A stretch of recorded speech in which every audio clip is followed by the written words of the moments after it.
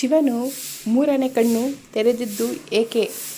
ದೇವರಲ್ಲಿ ಅತ್ಯಂತ ಶಕ್ತಿಶಾಲಿ ಯಾರು ಎಂದು ಕೇಳಿದರೆ ಅನೇಕರು ಒಂದು ಹೆಸರನ್ನು ಹೇಳುತ್ತಾರೆ. ಅದು ಮಹಾದೇವ, ಶಿವ. ಆದರೆ ಶಿವನ ಮುಖದಲ್ಲಿರುವ ಆ ಮೂರನೇ ಕಣ್ಣು ಏಕೆ? ಅದು ತೆರೆದಾಗ ಏನಾಗುತ್ತದೆ? ಆ ಕಣ್ಣಿನ ಹಿಂದೆ ಇರುವ ಭಯಾನಕ ರಹಸ್ಯ ಏನು ಗೊತ್ತಾ? ಇಂದು ನಾವು ತಿಳಿದುಕೊಳ್ಳೋಣ ಬನ್ನಿ. ಶಿವನು ಮೂರನೇ ಕಣ್ಣು ತೆರೆದ ಅದ್ಭುತ ಕಥೆ ಇದು. ಮೊದಲನೇ ಭಾಗ, ದೇವತೆಗಳ ಸಂಕಷ್ಟ. ಒಂದು ಕಾಲದಲ್ಲಿ ತಾರಕಾಸುರ ಎಂಬ ರಾಕ್ಷಸನು ತೀವ್ರ ತಪಸ್ಸು ಮಾಡಿ ಅಪಾರ ಶಕ್ತಿ ಪಡೆದನು.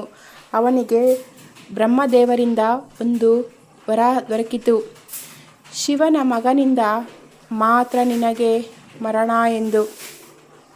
ಈ ವರ ಪಡೆದ ತಾರಕಾಸುರನು ದೇವತೆಗಳನ್ನು ಕಾಡಲು ಆರಂಭಿಸಿದನು. ಸ್ವರ್ಗಲೋಕವೇ ನಡುಗಿತು. ದೇವತೆಗಳು ಸೋತು ಭಯದಲ್ಲಿ ಬದುಕತೊಡಗಿದರು. ಆ ಸಮಯದಲ್ಲಿ ಶಿವನು ಆಳವಾದ ಧ್ಯಾನದಲ್ಲಿದ್ದನು.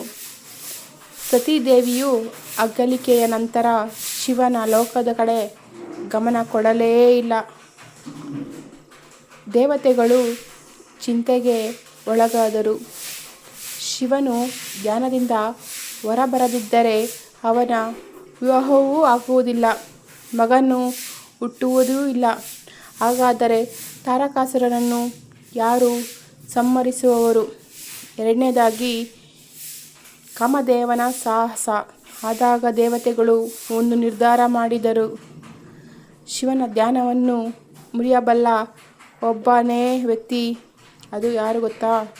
ಕಾಮದೇವ. ಕಾಮದೇವನು ಪ್ರೀತಿಯ ದೇವರು. ಅವನ ಬಾಣ ಯಾರ ಹೃದಯಕ್ಕೂ ಪ್ರೀತಿಯನ್ನು ಉಂಟುಮಾಡುತ್ತದೆ. ಆದರೆ ಶಿವನ ಧ್ಯಾನ ಭಂಗ ಮಾಡುವುದು ಸುಲಭವಾಗಿರಲಿಲ್ಲ.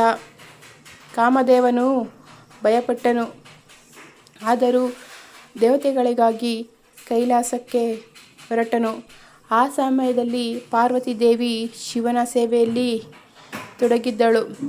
ಅವಳು ಶಿವನನ್ನಾಗಿ ಪತಿಯಾಗಿ ಪಡೆಯಲು ಕಠಿಣ ತಪಸ್ಸು ಮಾಡುತ್ತಿದ್ದಳು.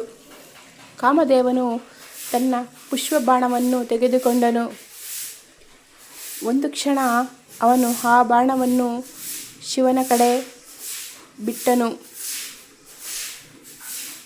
ಮೂರನೆಯ ಭಾಗ, ಮೂರನೇ ಕಣ್ಣು ತೆರೆದ ತಕ್ಷಣ ಆ ಪುಷ್ಪಬಾಣ ಶಿವನ ಮನಸ್ಸನ್ನು ಸ್ಪರ್ಶಿತು. ಧ್ಯಾನದಲ್ಲಿದ್ದ ಶಿವನು ನಿಧಾನವಾಗಿ ಕಣ್ಣು ತೆರೆದನು. ಆದರೆ ತನ್ನ ಧ್ಯಾನವನ್ನು ಯಾರೋ ಭಂಗ ಮಾಡಿದ್ದಾರೆ ಎಂಬುದು ಅವನಿಗೆ ತಿಳಿಯಿತು. ಶಿವನ ಕೋಪ ಭಯಾನಕವಾಗಿತ್ತು. ಭೂಮಿ ಕಂಪಿಸತೊಡಗಿತು. ಆಕಾಶದಲ್ಲಿ ಮಿಂಚು ಗುಡುಗು ಕೇಳಿಸತೊಡಗಿತು. ದೇವತೆಗಳು ನಡುಗಿದರು. ಆ ಕ್ಷಣದಲ್ಲಿ ಶಿವನ ನೆತ್ತಿಯ ಮಧ್ಯದಲ್ಲಿ ಇದ್ದ ಮೂರನೇ ಕಣ್ಣು ನಿಧಾನವಾಗಿ ತೆರೆದಿತ್ತು. ಅದರೊಳಗಿಂದ ಭಯಾನಕ ಅಗ್ನಿ ಹೊರಬಂದಿತ್ತು. ಆ ಅಗ್ನಿಯ ಶಕ್ತಿ ಎಷ್ಟು ಭಯಾನಕವಿತ್ತೆಂದರೆ ಒಂದು ಕ್ಷಣದಲ್ಲಿ ಕಾಮದೇವನು ಭಸ್ಮವಾಯಿತು. ನಾಲ್ಕನೆಯ ಭಾಗ, ಮೂರನೇ ಕಣ್ಣಿನ ರಹಸ್ಯ. ಶಿವನ ಮೂರನೇ ಕಣ್ಣನ್ನು ಸಾಮಾನ್ಯ ಕಣ್ಣು ಅಲ್ಲ, ಅದು ಜ್ಞಾನದ ಕಣ್ಣು. ಅದು ಸತ್ಯವನ್ನು ನೋಡುವ ಕಣ್ಣು. ಅದು ಅಹಂಕಾರ, ಅಜ್ಞಾನ ಮತ್ತು ಕೆಟ್ಟತನವನ್ನು ನಾಶ ಮಾಡುವ ದಿವ್ಯಶಕ್ತಿ. ಶಿವನು ಕೋಪದಿಂದ ಕಣ್ಣು ತೆರೆದರೂ ಅದರ ಅರ್ಥ ಕೇವಲ ವಿನಾಶವಲ್ಲ. ಆ ಕಣ್ಣು ಹೇಳುವುದು ಏನೆಂದರೆ ಕೆಟ್ಟ ಚಿಂತನೆ, ಅಹಂಕಾರ ಮತ್ತು ಮೋಹವನ್ನು ನಾಶ ಮಾಡಿದಾಗ ಮಾತ್ರ ನಿಜವಾದ ಜ್ಞಾನ ಸಿಗುತ್ತದೆ ಎಂದು. ಭಾಗ 5. ನಂತರ ಏನಾಯಿತೆಂದರೆ ಕಾಮದೇವನ ಪತ್ನಿ ರತಿದೇವಿ ಅಳತೊಡಗಿದಳು. ಅವಳ ದುಃಖ ನೋಡಿ ಶಿವನ ಹೃದಯ ಕರಗಿತು.